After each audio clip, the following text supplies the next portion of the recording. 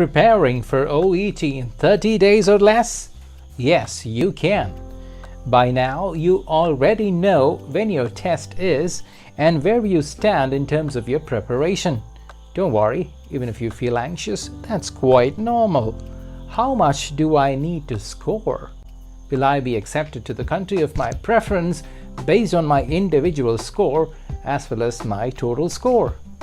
We need to do a critical self-assessment and ascertain where we are in terms of our current status, in terms of score, and what is desired. The number of days left ahead also needs to be accounted for. Therefore, the two main aspects would be time and self-assessment. I would call this as gap analysis. If I am already confident about my English language skills, I need to be only worried about my preparation, the tips, tricks, and strategy I would adopt for listening, reading, writing, and speaking. Taking a mock test would give me a feel of where I stand now. And trust me, you have a lot of them available online. Let me know if you are not able to spot one for yourself. After taking up a mock test, I would get to know my weak points and focus on areas to convert them into opportunities. If I'm targeting a score of 350, that's not bad at all. I would break it down like this. Score 400 in listening, score around say 300 to 350 for reading. Writing, I think I would score 300 to 350, and for speaking I could score between 350 to 380. On the upper side, I could score around 370. On the lower side, 340. That's still 10 points short of my target. Mock tests would help me do a critical self-assessment and look at areas where I need to focus on and maximize where my strength lies. If there are specific sub-tests that I have an issue with, say, for example, listening has 3 sub-tests. Part A, we need to pick up specific information, phrases from a conversation, and because you're a healthcare professional, then medical jargons would not be new to you. From Part B of listening, they hear your test on grasping the essence, the details, logics, the reasoning, linkage between text, procedures, follow-up, etc. is going to be evaluated, but you have only 50 seconds or less. You might hear a single speaker or 2 speakers in a conversation. Please do not rely on videos on the internet for Part B in listening because they are far from being authentic. Now comes Part C in listening. Here, your ability to follow an interview or presentation is being evaluated.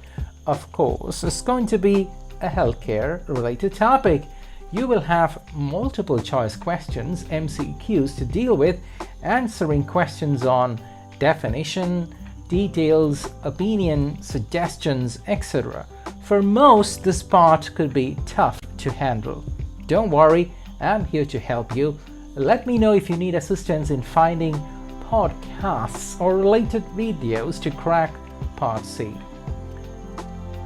Like learning the lyrics of a song without much effort, I learned Ek Ladki Ko Dekha To after listening to it 7 to 8 times. I would follow the same strategy for Part C and use my free time to my advantage.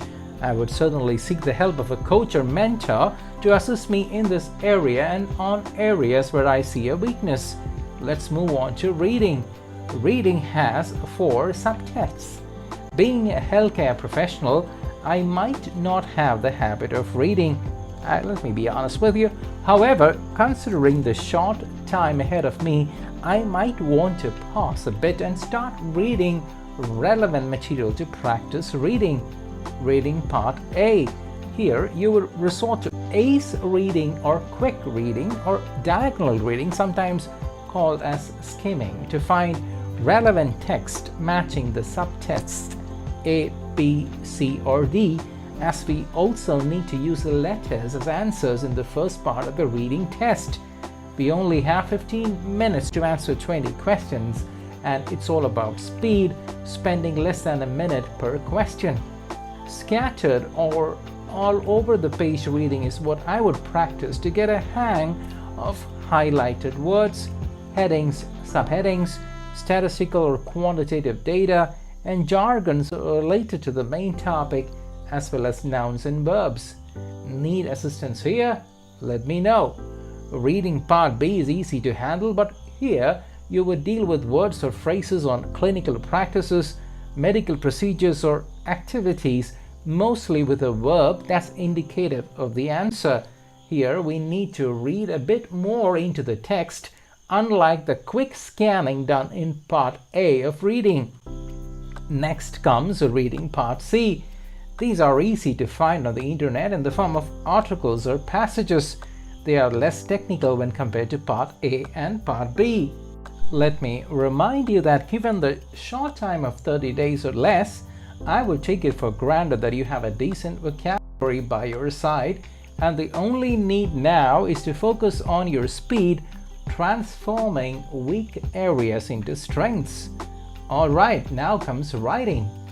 Be a doctor or a nurse, you need to draft a letter on a case. It could be a discharge summary, a transfer from emergency to the inpatient ward or unit, or to critical care unit, addressing the letter to someone who is responsible for in that department.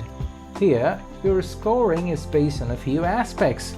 To impress the evaluator, I would incorporate case notes and ignore what is not so relevant. Silly mistakes could be avoided by reaching out to an English expert and receive quality feedback. And finally comes my favorite area, speaking. Speaking is where your ability to build a conversation, engage someone in a meaningful conversation on a specific topic or context is being evaluated. Here you perform a couple of role plays where you put yourself in the shoes of a healthcare professional and sound as a thorough medical or clinical professional. Your conversation should make absolute sense, primarily from the perspective of interacting with the patient or the patient's bystander. Anxiety, fear, nervousness could all surface during the role play, as it is common in real life, and therefore be ready for it. If you need help here, let me know. Speaking to someone with excellent linguistic ability in English and from a healthcare know-how background would certainly help. That's all about it. I'm holding live classes, and that too one-on-one sessions, and happy to accommodate you in if you are keen on improving your OET score.